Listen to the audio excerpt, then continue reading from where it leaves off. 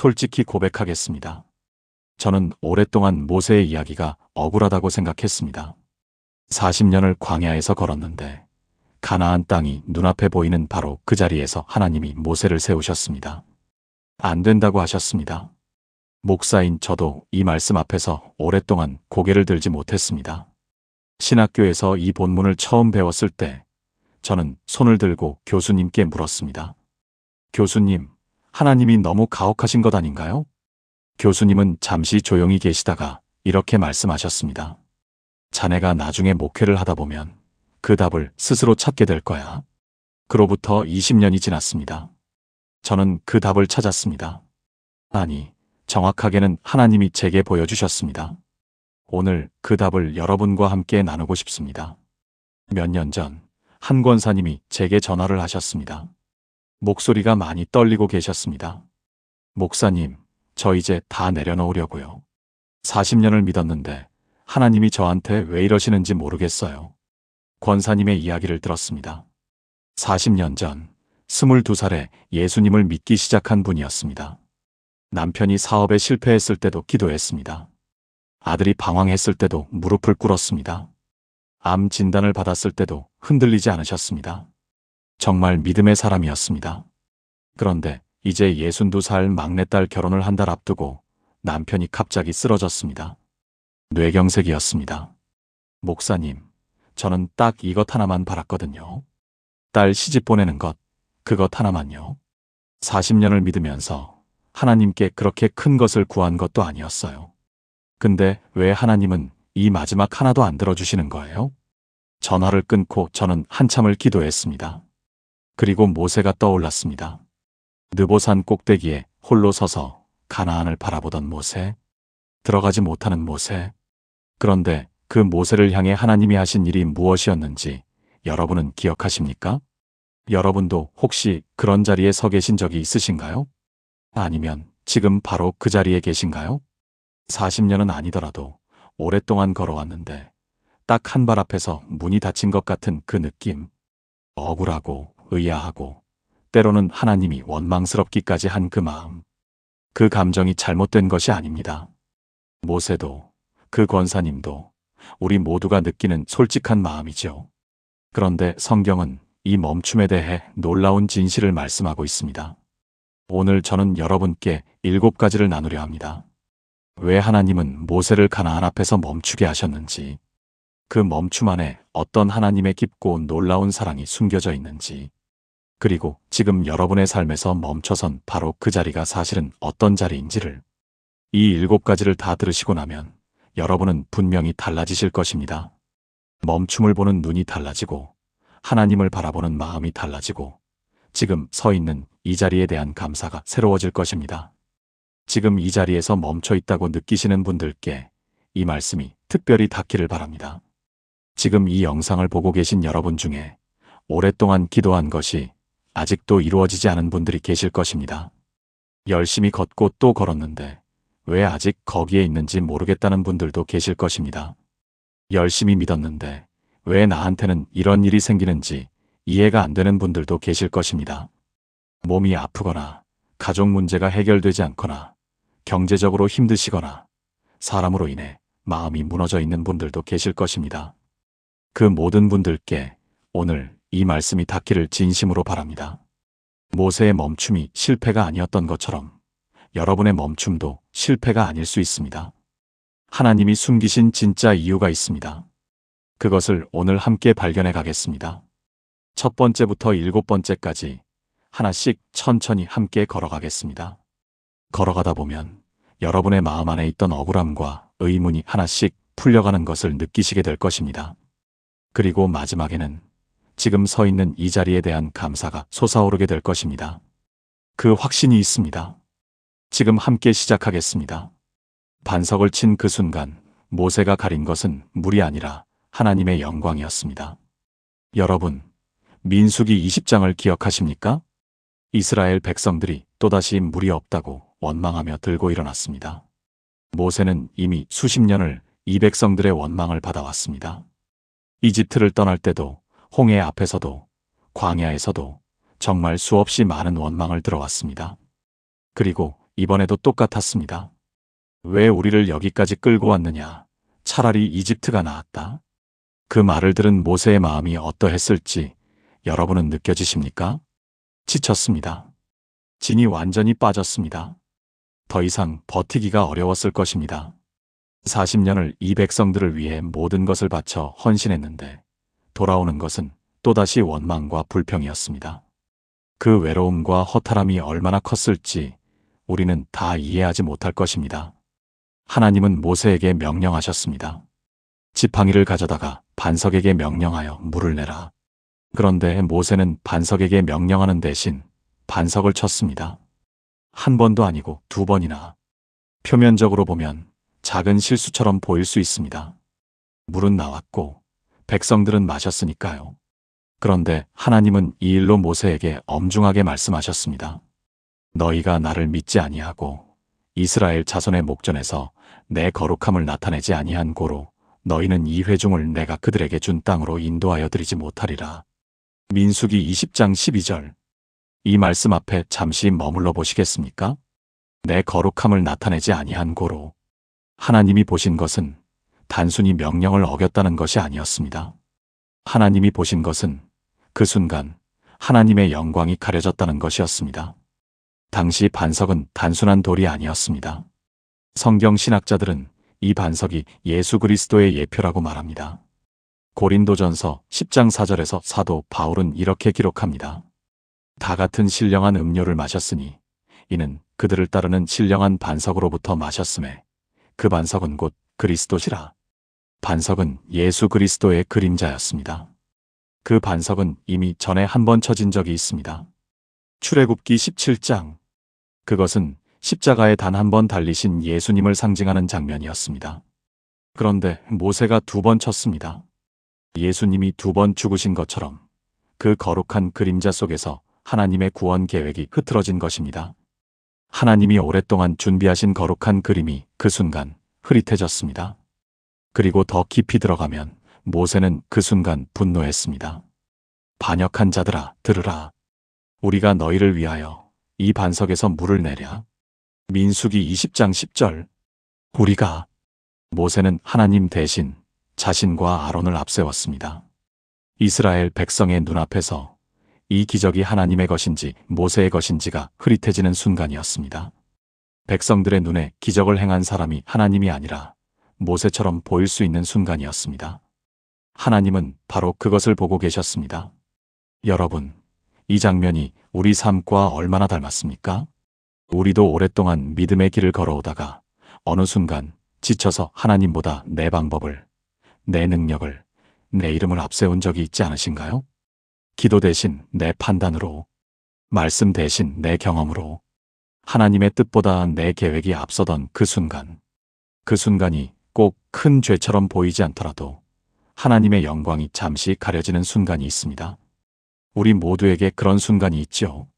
그리고 하나님은 그 순간을 보고 계십니다. 오늘 이 본문이 우리에게 분명히 가르쳐주는 것이 있습니다. 하나님은 결과보다 과정을, 행동보다 마음을, 성공보다 거룩함을 더 중요하게 보신다는 것입니다. 모세는 물을 냈습니다. 결과는 성공이었습니다. 그러나 하나님이 보신 것은 그 결과가 아니었습니다. 하나님이 보신 것은 그 순간 모세의 마음이었습니다. 하나님이 영광 받으셨는가 아니면 모세가 영광 받았는가? 바로 그 하나였습니다. 경기도 수원에 사시는 정명숙 집사님 가명 61세 이야기를 나누겠습니다. 명숙 집사님은 30년 이상 교회 반주자로 섬겨오신 분입니다. 어릴 때부터 피아노를 배웠고 25살에 결혼하면서 남편을 따라 교회에 나왔다가 예수님을 만나셨습니다.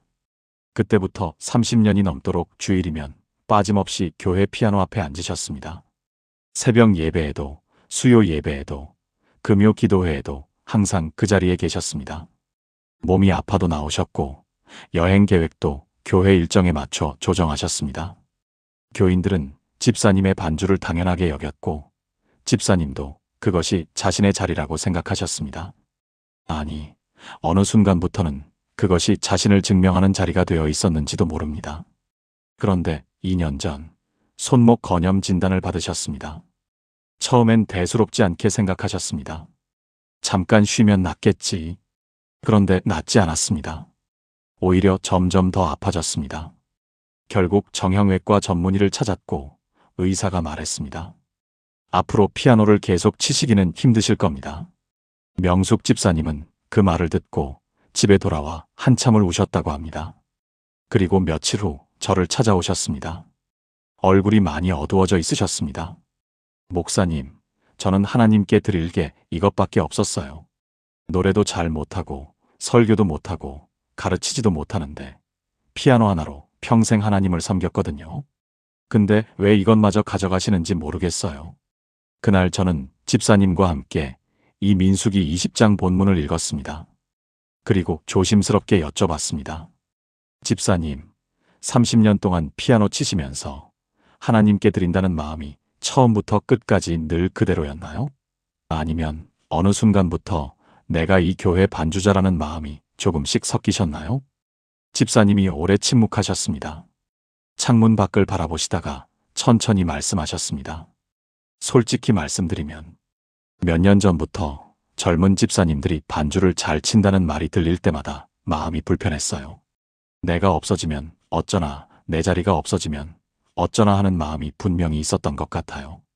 어쩌면 하나님을 위해서가 아니라 나를 위해서 피아노를 쳤던 것 같아요. 그 고백 이후 집사님이 달라지셨습니다. 손목은 여전히 아팠지만 마음이 달라졌습니다. 하나님, 제가 30년 동안 하나님을 섬긴다고 했지만 사실 제 자리를 지키려 했던 것 같아요. 이 피아노는 제 것이 아니었는데 제 것처럼 붙들고 있었어요. 이제 내려놓겠습니다. 그렇게 고백하신 후 집사님은 반주 자리를 젊은 집사님께 기꺼이 넘겨드렸습니다. 지금 집사님은 매주 새벽 기도 때 기도로 예배를 섬기고 계십니다. 어느 날 집사님이 제게 이렇게 말씀하셨습니다. 목사님, 이제 알겠어요. 하나님이 제 손목을 멈추신 게 아니었어요. 제 마음 안에 오랫동안 섞여 있던 것을 멈추신 거였어요. 그리고 이제 진짜 하나님을 섬기는 것이 어떤 것인지 알 것 같아요. 지금 저와 함께 이렇게 기도해 보시겠습니까? 하나님 아버지, 오늘 모세의 이야기 앞에서 저를 돌아봅니다. 저도 모르는 사이에 하나님보다 제 방법을, 제 능력을, 제 이름을 앞세운 순간이 있었습니다. 그 순간마다 하나님의 영광을 가린 저를 용서해 주소서. 다시 하나님만 높이는 삶으로 회복시켜 주시고 제 모든 섬김이 오직 주님의 영광을 위한 것이 되게 하소서.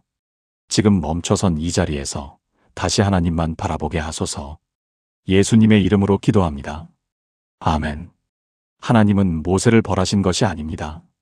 하나님은 모세를 더 깊은 곳으로 부르고 계셨습니다. 두 번째 이유를 들으시면 이 멈춤이 얼마나 놀라운 은혜인지 더욱 분명히 알게 되실 것입니다. 가나안보다 더 좋은 것 하나님은 더 높은 곳에서 더 크게 주셨습니다. 여러분, 이런 생각 해보신 적이 있으십니까? 내가 원하는 것이 분명히 좋은 것인데 하나님이 왜 주시지 않을까? 기도하는 제목이 나쁜 것도 아닌데 왜 응답이 오지 않을까?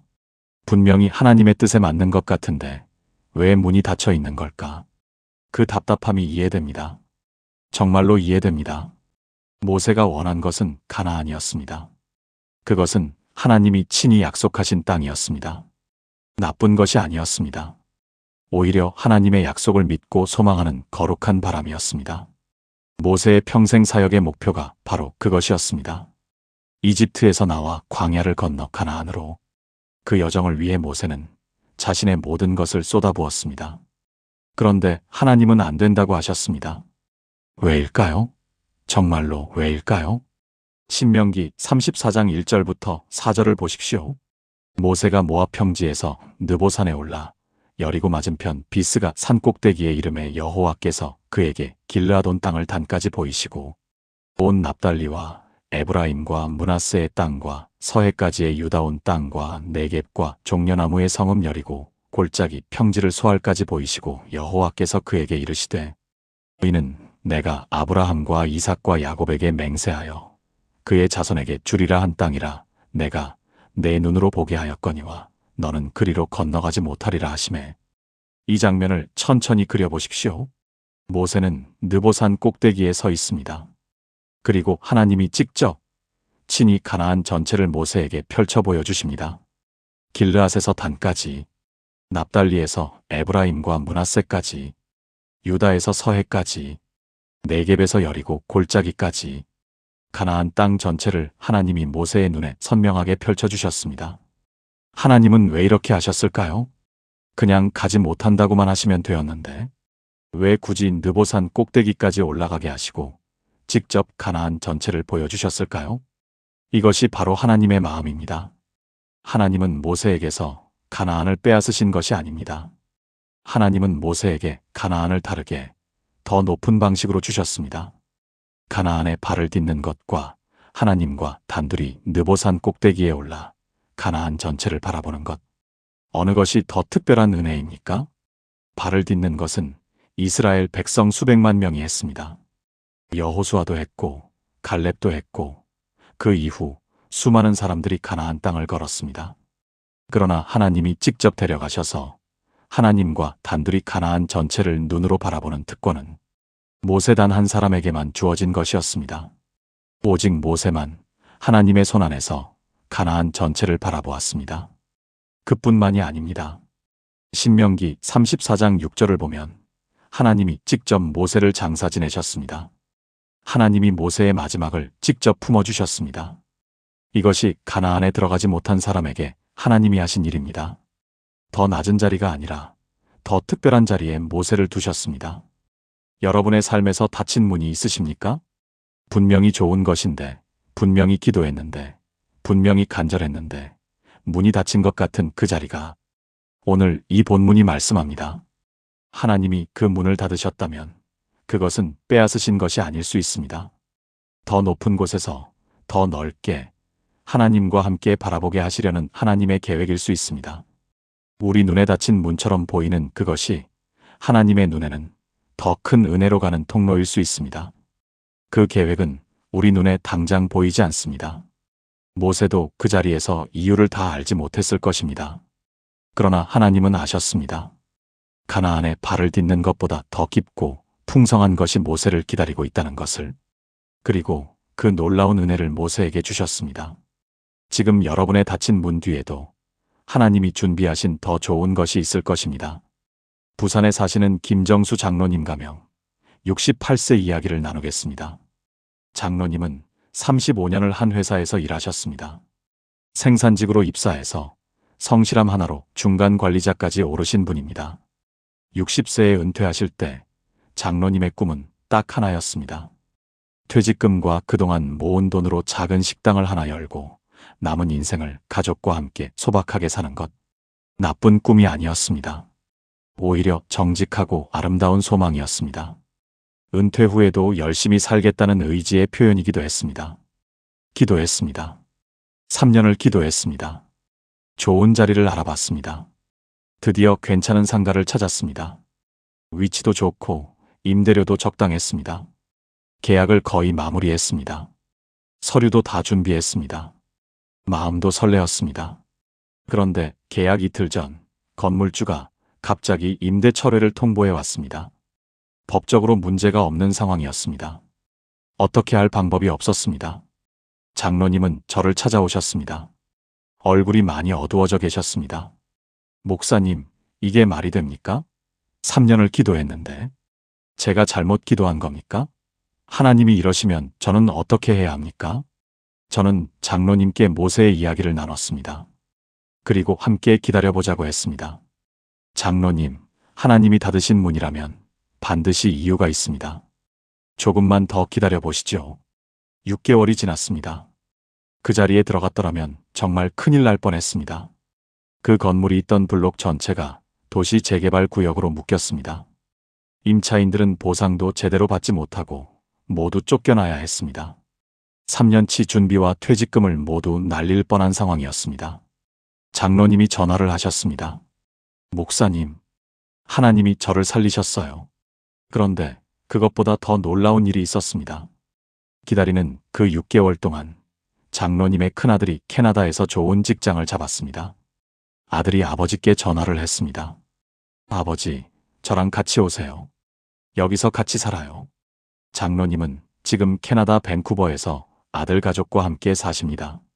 손자 손녀 곁에서 그 어떤 식당보다 훨씬 풍성하고 행복한 노년을 누리고 계십니다. 장로님이 제게 카카오톡을 보내셨습니다. 목사님, 하나님이 식당을 안 주신 게 아니었어요. 더 좋은 것을 주시려고 그 문을 닫으신 것이었습니다. 그때 모세 이야기를 나눠주셔서 진심으로 감사합니다. 지금 저와 함께 이렇게 기도해 보시겠습니까? 하나님 아버지, 제 앞에 닫힌 문 앞에서 오늘 감사드립니다. 그 닫힘이 거절이 아니라 더 좋은 것을 예비하신 하나님의 사랑임을 믿습니다. 지금 보이지 않아도, 지금 이해되지 않아도 하나님의 계획을 온전히 신뢰하겠습니다.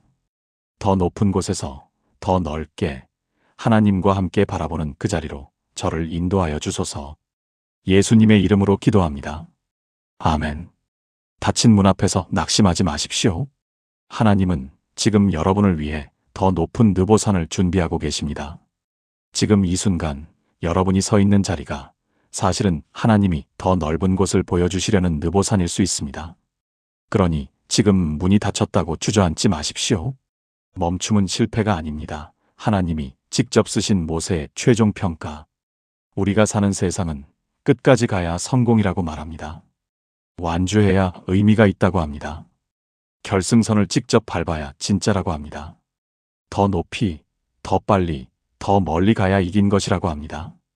그 기준으로 모세를 보면 모세는 실패한 것처럼 보입니다. 가나안 문 앞에서 멈췄으니까요. 평생의 목표였던 그곳에 발을 딛지 못했으니까요. 세상의 기준으로 보면 모세는 마지막 한 걸음을 이루지 못한 사람입니다. 그러나 하나님의 기준은 다릅니다. 완전히 근본적으로 다릅니다. 신명기 34장 10절부터 12절을 보십시오. 그 후에는 이스라엘의 모세와 같은 선지자가 일어나지 못하였나니 모세는 여호와께서 대면하여 아시던 자요. 여호와께서 그를 애굽 땅에 보내사 바로와 그의 모든 신하와 그의 온 땅에 모든 이적과 기사와 모든 큰 권능과 위엄을 행하게 하심에 온 이스라엘의 목전에서 그것을 나타내었더라. 이 말씀이 무엇입니까? 이것은 모세의 부고가 아닙니다. 이것은 하나님이 직접 쓰신 모세의 최종 평가서입니다. 이스라엘의 모세와 같은 선지자가 일어나지 못하였나니 이스라엘 역사 전체를 통틀어 모세보다 더 큰 선지자가 없었다고 하나님이 친히 선언하셨습니다. 이것은 모세가 죽고 난 후 성경이 모세에게 드리는 마지막 고백입니다. 그리고 그 고백은 세상의 기준이 아닌 하나님의 기준으로 쓰여진 것입니다. 가나안에 들어가지 못한 사람이, 문 앞에서 멈춘 사람이, 그 사람이 이스라엘 역사상 가장 위대한 선지자라고 하나님이 친히 증언하셨습니다. 이것이 하나님의 성공 기준입니다. 우리의 기준과 얼마나 다릅니까? 그리고 더 놀라운 것이 있습니다. 모세는 어떻게 죽었습니까? 신명기 34장 5절, 6절을 보십시오. 이에 여호와의 종 모세가 여호와의 말씀대로 모압 땅에서 죽어 벳보을 맞은편 모압 땅에 있는 골짜기에 장사되었고 오늘까지 그의 묻힌 곳을 아는 자가 없느니라. 하나님이 직접 모세를 장사 지내셨습니다. 하나님이 모세의 무덤을 품고 계십니다. 세상 그 누구도 모르는 하나님만 아시는 무덤. 이것이 실패한 사람의 마지막입니까? 이것은 하나님이 가장 사랑하는 종에게 주시는 마지막입니다. 가나안에 들어간 수백만 명 중 누구에게도 하나님은 이렇게 하지 않으셨습니다. 오직 모세에게만 하나님이 직접 마지막을 손으로 써주셨습니다. 여러분, 지금 여러분의 인생에서 뭔가가 멈춰 있다고 느끼십니까? 꿈이 이루어지지 않은 것 같다고, 원하는 곳에 닿지 못한 것 같다고, 내 인생이 실패한 것 같다는 생각이 드는 날이 있으십니까? 그 마음이 이해됩니다. 정말로 진심으로 이해됩니다. 그런데 분명히 말씀드립니다. 하나님의 기준은 우리의 기준과 다릅니다. 하나님은 결승선이 아닌 과정을 보십니다. 하나님은 성취가 아닌 신실함을 보십니다. 하나님은 가나안에 들어갔는지가 아니라 그 길을 걷는 동안 하나님과 얼마나 동행했는지를 보십니다. 모세는 가나안에 들어가지 못했지만 하나님과 대면하여 알던 자였습니다. 그것이 진짜 성공입니다. 그것이 하나님이 평가하시는 위대한 인생입니다. 전북 전주에 사시는 박순례 권사님 가명 72세 이야기를 나누겠습니다. 순례 권사님은 50년 가까이 교회를 섬기신 분입니다. 남편은 30년 전에 먼저 하늘나라로 떠나셨습니다. 홀로 3자녀를 키우셨습니다. 큰아들은 사업을 하다 망했고 작은아들은 오랫동안 연락이 끊겼습니다. 막내딸만 곁에 있었습니다. 권사님의 평생 소망은 단 하나였습니다. 3자녀가 모두 예수님을 믿고 한 가족이 다시 모이는 것. 그것 하나를 위해 50년을 기도하셨습니다. 새벽 기도 때마다, 금요 기도회 때마다, 혼자 밤을 지새우며 기도할 때마다 그 한 가지를 놓지 않으셨습니다. 70세가 되셨을 때 오랫동안 연락이 끊겼던 작은아들한테서 연락이 왔습니다. 몸이 많이 아프다고 했습니다. 권사님은 달려가셨습니다. 병원비를 대셨습니다. 곁에서 간호하셨습니다. 그 과정에서 작은아들이 예수님을 믿기로 했습니다. 권사님이 얼마나 우셨는지 모릅니다. 50년 기도의 응답이 하나 왔습니다. 그런데 큰아들은 여전히 교회를 거부했습니다. 권사님은 저를 찾아오셔서 말씀하셨습니다. 목사님, 저 이제 몸이 많이 안 좋아요. 얼마 못 살 것 같아요. 근데 큰아들이 아직 예수님을 모르거든요. 저 눈을 못 감겠어요. 저는 권사님께 조심스럽게 말씀드렸습니다. 권사님, 모세도 가나안을 다 보지 못하셨잖아요. 그래도 하나님이 모세를 가장 위대한 선지자라고 하셨잖아요. 권사님이 50년 동안 드린 기도가 절대 헛되지 않습니다. 권사님 몫은 이미 다 하신 거예요. 나머지는 하나님이 하실 거예요. 하나님은 기도를 잊지 않으시는 분입니다. 그로부터 1년 후 순례 권사님은 조용히 하늘나라로 가셨습니다. 장례식 날 큰아들이 관 앞에서 처음으로 무릎을 꿇었습니다. 눈물을 흘리며 기도했습니다. 그 어떤 기도를 배운 적도 없는 사람이 가슴 깊은 곳에서 터져나오는 기도를 했습니다. 엄마, 미안해. 엄마가 그렇게 기도하는 거 알면서 내가 외면했는데. 이제 나도 믿을게. 그 말이 예배당 안에 울려 퍼졌습니다. 지금 그 큰아들은 교회에 나오고 있습니다. 어머니가 50년 동안 기도한 그 결과가 어머니가 하늘로 떠난 뒤에 나타났습니다. 모세가 가나안을 보지 못하고 떠났지만 이스라엘 백성이 가나안에 들어간 것처럼 권사님은 결과를 보지 못하고 떠나셨지만 하나님은 그 기도를 반드시 이루어 가셨습니다. 이것이 하나님이 평가하시는 위대한 인생의 모습입니다. 결과를 보지 못해도, 열매를 확인하지 못해도 신실하게 걸어온 그 길 자체가 이미 위대한 것입니다. 하나님은 그 신실함을 절대로 잊지 않으십니다. 모세의 무덤을 하나님이 직접 아시는 것처럼 여러분의 기도와 눈물과 헌신을 하나님이 직접 기억하고 계십니다. 지금 저와 함께 이렇게 기도해 보시겠습니까? 하나님 아버지, 저의 인생이 때로 실패처럼 느껴지는 순간에도 주님의 평가를 믿겠습니다. 가나안에 닿지 못한 것 같아도 하나님과 동행한 이 길이 가장 위대한 길임을 고백합니다. 제 남은 날들을 결승선이 아닌 주님과의 동행으로 가득 채워주소서. 그리고 제가 아직 보지 못하는 기도의 응답을 하나님이 이루어가고 계심을 믿고 의지합니다. 예수님의 이름으로 기도합니다. 아멘. 여러분의 인생은 멈춘 것이 아닙니다. 하나님 앞에서 지금 이 순간도 아름답게 완성되어 가고 있습니다. 세상이 실패라고 부르는 그 자리에서 하나님은 위대하다고 말씀하십니다. 세상이 끝났다고 말하는 그 자리에서 하나님은 완성되었다고 말씀하십니다. 그 말씀을 붙드십시오. 오늘 이 자리에서 우리 모두가 함께 고백할 수 있기를 바랍니다. 내 인생은 하나님 앞에서 위대합니다. 내 걸음은 하나님이 보고 계십니다. 가나안에 들어가지 못한 모세를 하나님이 가장 위대한 선지자라고 부르셨습니다. 여러분의 멈춤도 하나님의 눈에는 위대한 여정의 한 부분입니다. 네 번째 이야기에서는 더욱 놀라운 진실을 함께 만나게 될 것입니다. 모세의 멈춤은 나 하나로 끝나지 않았습니다. 다음 세대를 향한 하나님의 더 큰 계획. 여러분, 이런 생각 해보신 적이 있으십니까? 내가 이루지 못한 꿈이 내 자녀를 통해 이루어지는 것을 보셨습니까? 내가 가지 못한 길을 내 자녀가 걸어가는 것을 보신 적이 있으십니까? 처음엔 그것이 위로가 되지 않습니다. 내가 가야 했는데, 내가 이루어야 했는데, 그런 마음이 드는 것이 당연합니다.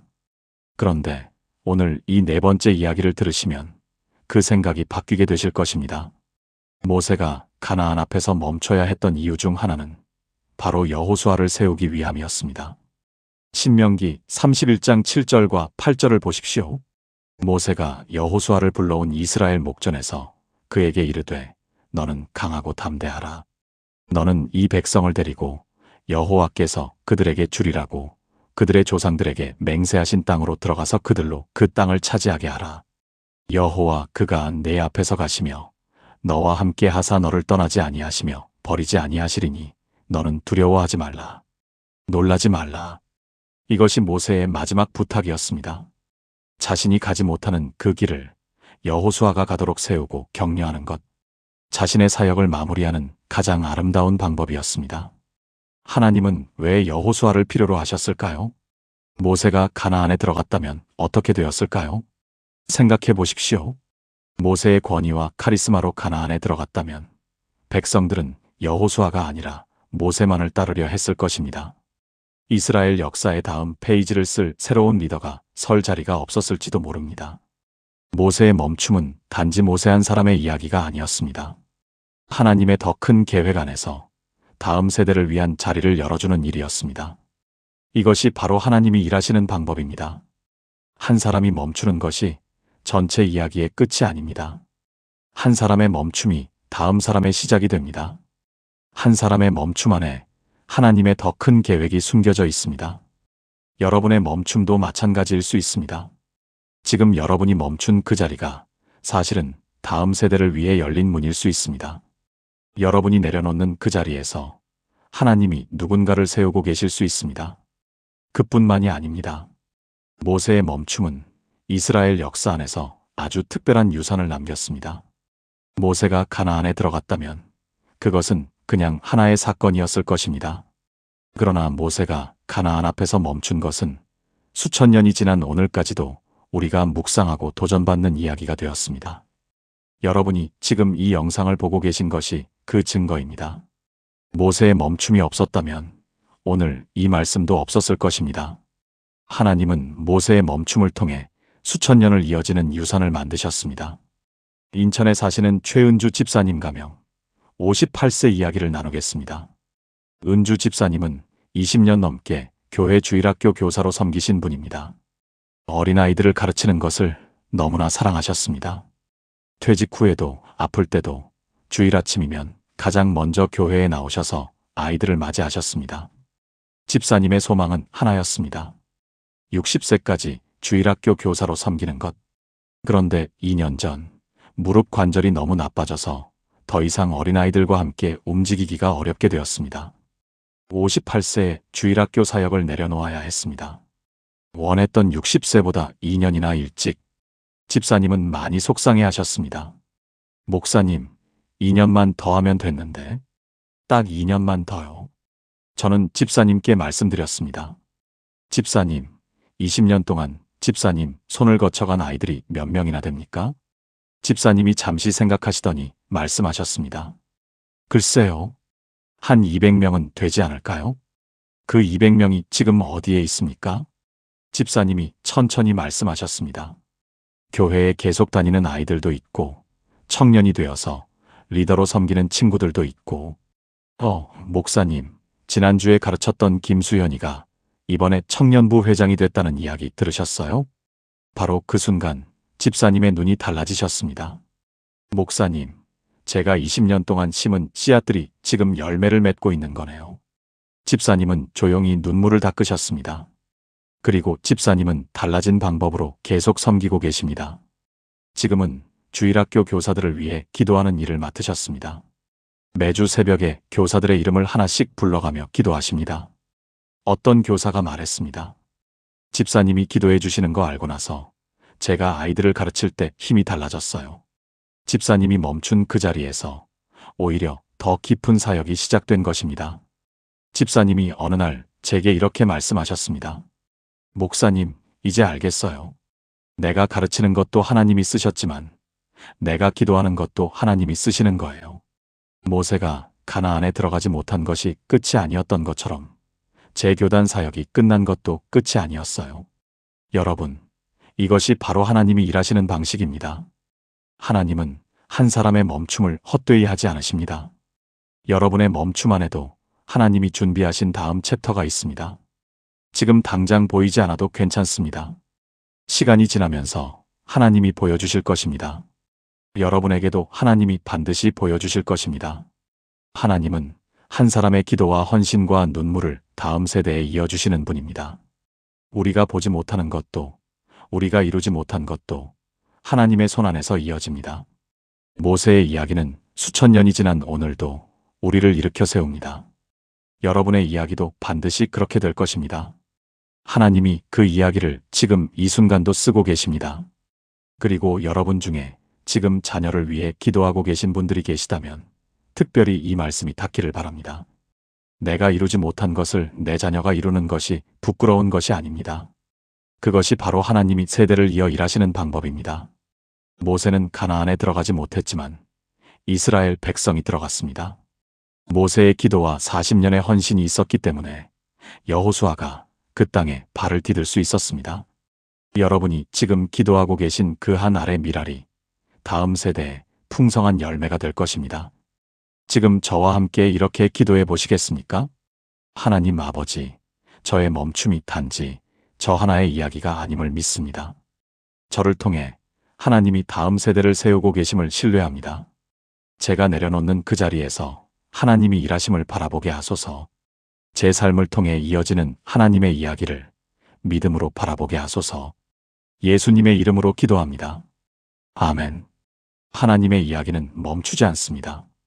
사람이 멈추어도 하나님의 계획은 계속됩니다.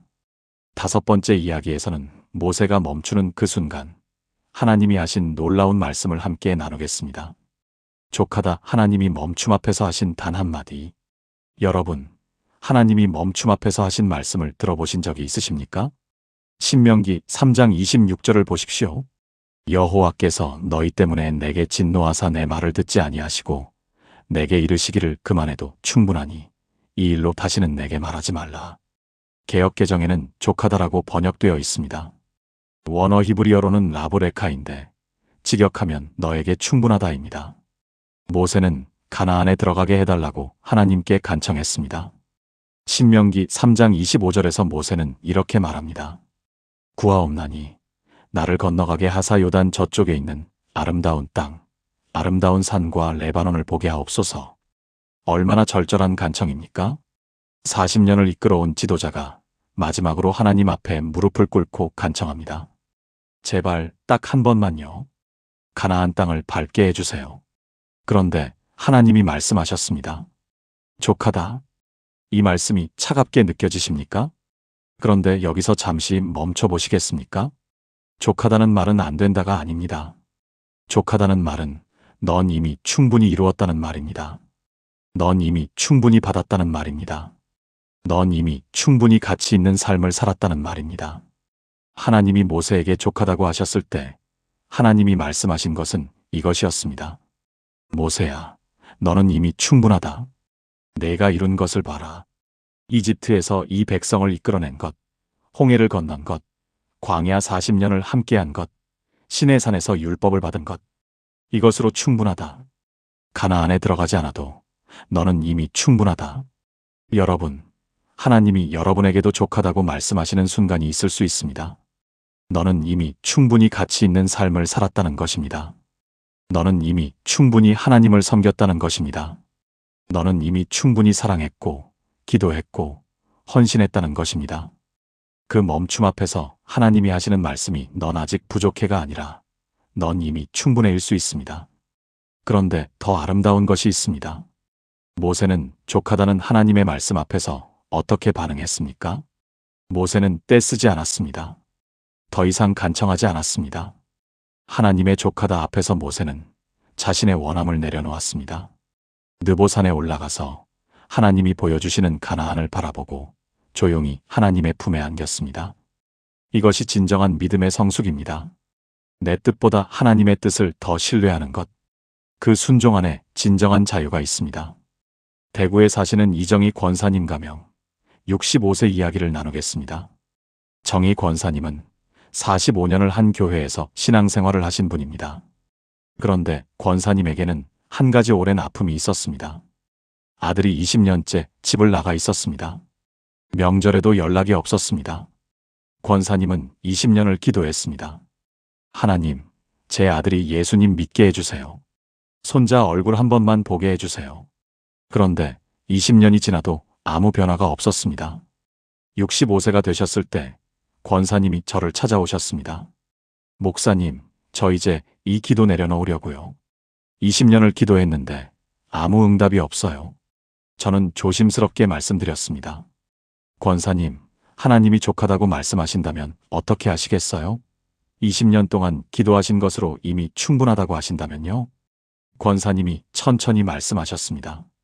그게 얼마나 힘든 말인지 모르시죠, 목사님? 알고 있습니다. 그런데 권사님, 하나님은 권사님의 아들을 권사님보다 더 사랑하십니다. 그것을 믿으실 수 있으시겠어요? 그날 권사님은 오랫동안 우셨습니다. 그리고 집에 돌아가서 기도를 바꾸셨다고 합니다. 하나님, 제 기도를 내려놓겠습니다. 하나님이 원하시는 때에 하나님이 원하시는 방법으로 하소서. 그로부터 6개월 후 아들이 전화를 했습니다. 엄마, 나 교회 나가기 시작했어. 권사님이 전화를 받고 그 자리에서 무릎을 꿇으셨습니다. 기도를 내려놓은 그 이후에 응답이 왔습니다.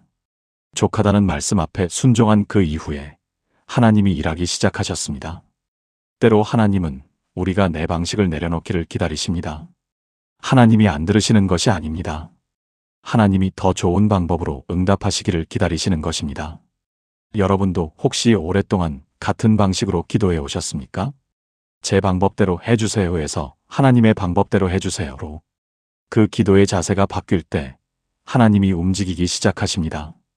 여러분도 오늘 그 자리로 나아가시길 바랍니다. 내 뜻대로 마시고 아버지의 뜻대로 하옵소서라고 고백하신 예수님의 그 겟세마네 기도처럼 그 순종의 자리에서 하나님의 가장 놀라운 일이 시작됩니다. 지금 저와 함께 이렇게 기도해 보시겠습니까? 하나님 아버지, 오늘 족하다는 말씀 앞에 서겠습니다.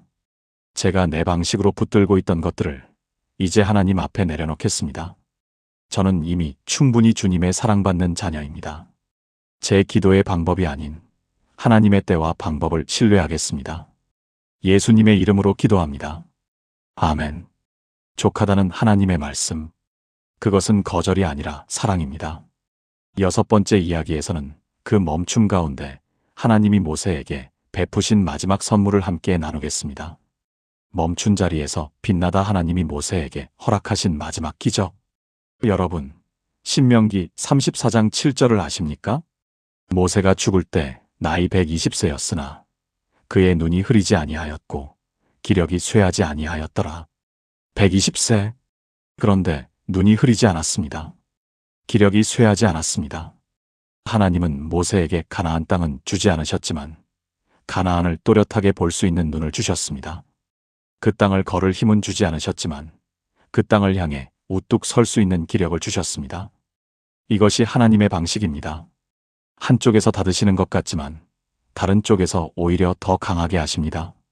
그뿐만이 아닙니다. 모세는 가나안에 들어가지 못했지만 변화산에서 예수님을 만났습니다.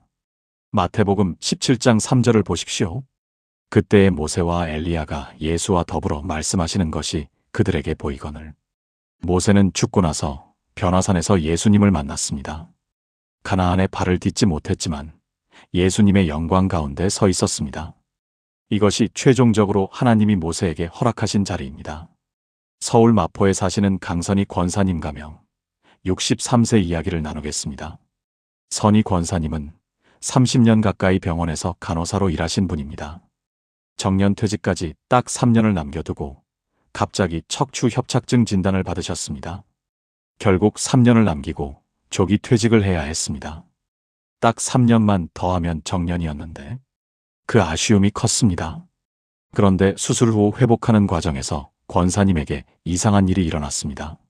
같은 병실에 있던 환자들과 깊은 대화를 나누게 된 것입니다. 간호사로 30년을 일하면서 바쁘게 지냈을 때는 할 수 없었던 이야기들.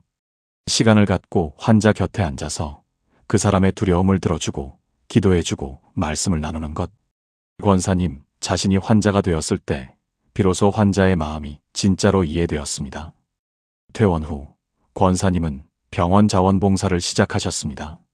매주 화요일과 목요일 병원에 가서 외로운 환자들 곁에 앉아 계십니다. 권사님이 말씀하셨습니다. 목사님, 30년을 간호사로 일하면서도 못했던 일을 지금 하고 있어요. 그때는 너무 바빠서 환자의 눈을 제대로 바라보지 못했거든요. 지금은 할 수 있어요. 하나님이 저를 멈추신 것이 이것 때문이었나 봐요. 그로부터 1년이 지났습니다. 병원에서 권사님을 만난 환자들 중 여러 명이 예수님을 믿기로 했습니다. 어떤 분은 말씀하셨습니다. 저 예전에 병원에서 그 간호사 선생님 보면서 뭔가 다르다고 생각했었는데 지금 자원봉사로 오셔서 곁에 앉아 이야기해 주시니까 그 이유를 알겠어요. 예수님을 믿는 분이시군요. 권사님이 30년 동안 병원에서 뿌린 씨앗이 멈추고 나서야 열매가 맺히기 시작한 것입니다. 권사님의 눈이 흐리지 않았습니다. 기력이 쇠하지 않았습니다. 멈춘 자리에서 오히려 더 밝게 빛나기 시작했습니다. 모세의 눈이 120세에도 흐리지 않았습니다. 하나님이 멈추게 하신 그 자리에서 오히려 더 선명하게 보이는 것이 있습니다. 바빠서 보지 못했던 것들, 쫓기면서 놓쳤던 것들, 성공을 향해 달리느라 지나쳤던 것들, 멈춘 그 자리에서 비로소 보이기 시작합니다. 건강 때문에 멈춰서신 분들, 나이 때문에 멈춰서신 분들께 말씀드립니다. 이사야 40장 31절이 생각납니다. 오직 여호와를 앙망하는 자는 새 힘을 얻으리니 독수리가 날개치며 올라감 같을 것이요 다른 박질하여도 곤비하지 아니하겠고 걸어가도 피곤하지 아니하리로다. 멈춘 자리에서 하나님을 앙망할 때 새 힘이 임합니다. 그것이 하나님의 약속입니다. 멈춘 자리가 끝이 아닙니다. 멈춘 자리에서 오히려 빛이 납니다. 모세가 120세에도 눈이 흐리지 않았던 것처럼 하나님이 여러분의 눈을 더 밝게 하실 것입니다. 변화산에서 예수님이 모세를 만나주신 것처럼 하나님이 여러분의 멈춘 자리에서 친히 만나주실 것입니다. 그 만남을 기대하십시오. 멈춤은 끝이 아닙니다. 멈춤은 하나님이 새로운 것을 시작하시는 자리입니다. 그 자리에서 여러분의 눈이 더 밝아지고 기력이 새로워지며 보지 못하던 것을 하나님이 선명하게 보여주실 것입니다. 지금 저와 함께 이렇게 기도해 보시겠습니까?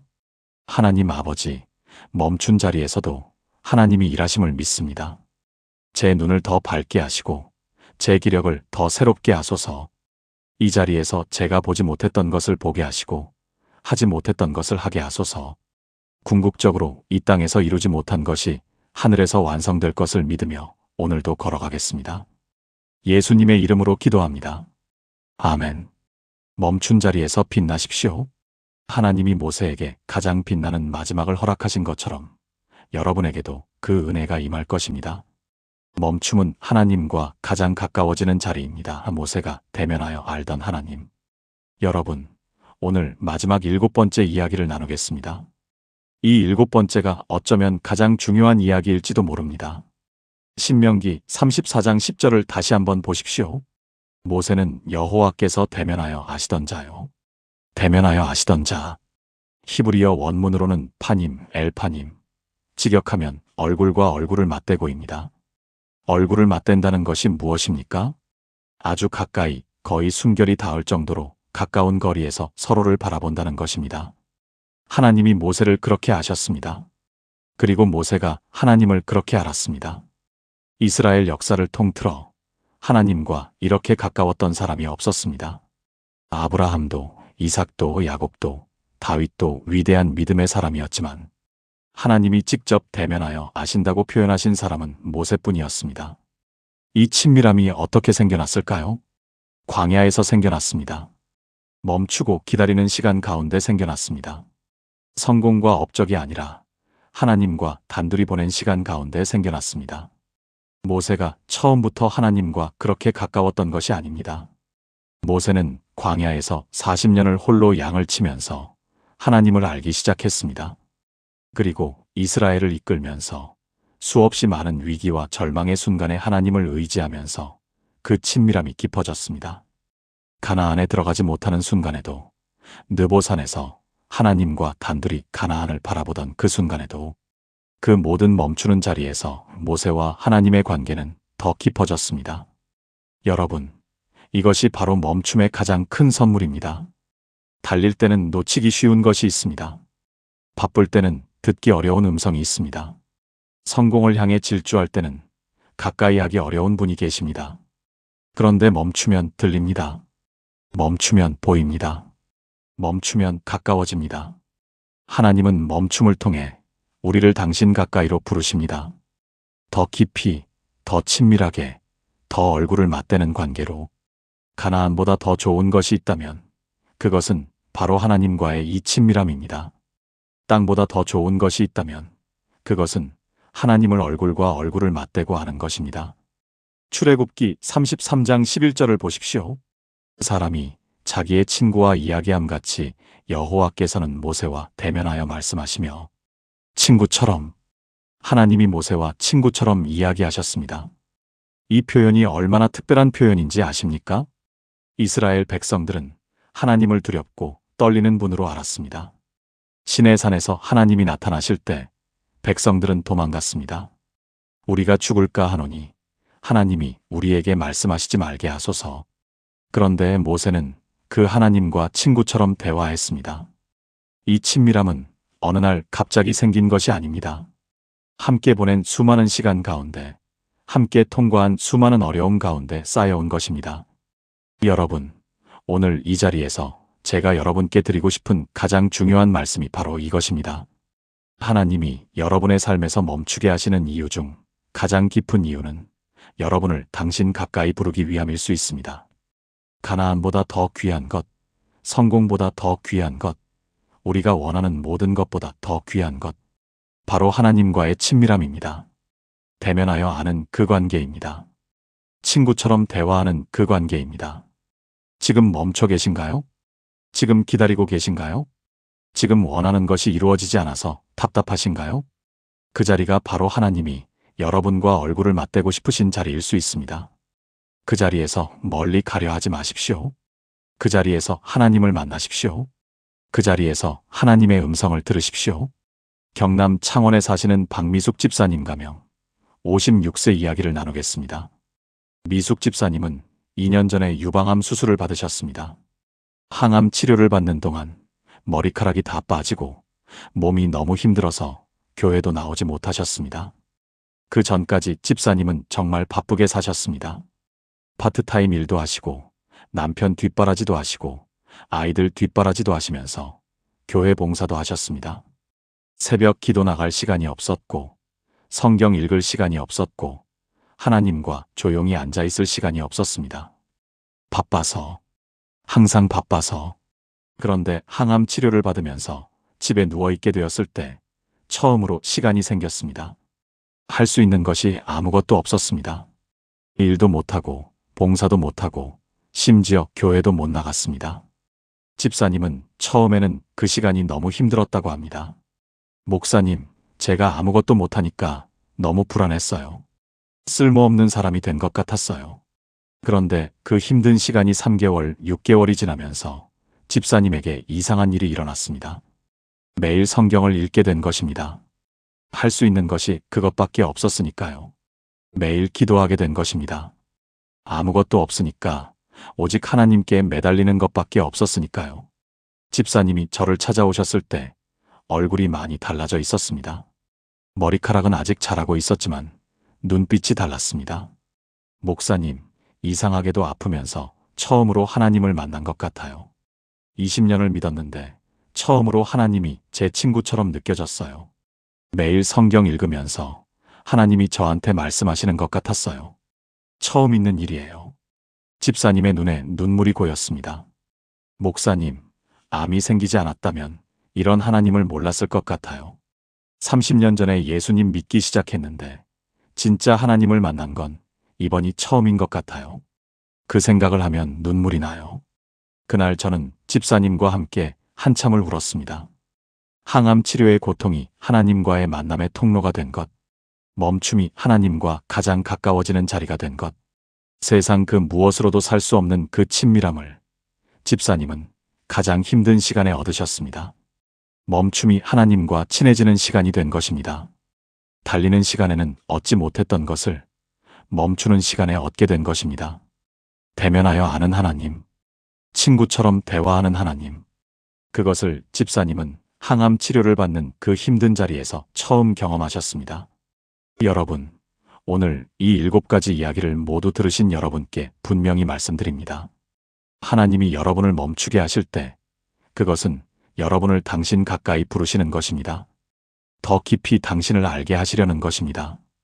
대면하여 아는 그 친밀한 관계로 여러분을 초대하시는 것입니다. 그 초대를 받으십시오. 멈춘 그 자리에서 하나님을 만나십시오. 그것이 가나안보다 더 귀한 것입니다. 그것이 이 세상에서 가장 복된 자리입니다. 지금 저와 함께 이렇게 기도해 보시겠습니까? 하나님 아버지, 오늘 모세와 같이 주님과 대면하여 아는 사람이 되기를 소망합니다. 멈춘 이 자리에서 주님의 얼굴을 구하겠습니다. 바빠서 놓쳤던 주님의 음성을 이 자리에서 듣겠습니다. 가나안보다 더 귀한 것이 주님과의 친밀함임을 오늘 고백합니다. 이 자리에서 주님과 친구처럼 대화하는 기쁨을 누리게 하소서. 예수님의 이름으로 기도합니다. 아멘. 모세는 가나안에 들어가지 못했지만 하나님과 대면하여 아는 자가 되었습니다. 그것이 진짜 가나안이었습니다.